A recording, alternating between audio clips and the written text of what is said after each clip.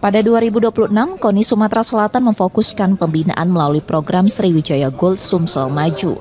Program ini melanjutkan pembinaan atlet berprestasi dan potensial yang telah berjalan tahun lalu. Sejak Juli hingga Desember 2025, KONI Sumsel telah menggelar pemusatan latihan sejumlah cabang olahraga.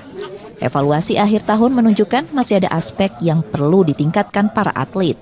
Memang karena kita baru tahap 1 ya, memang persiapan awal masih banyak atlet-atlet kita yang memang kondisi fisiknya belum maksimal.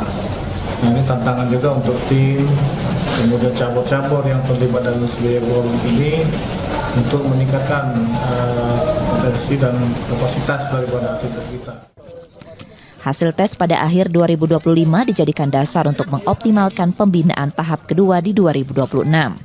Meskipun NTB 2028 masih 2 tahun lagi, KONI Sumsel telah memulai persiapan sejak dini.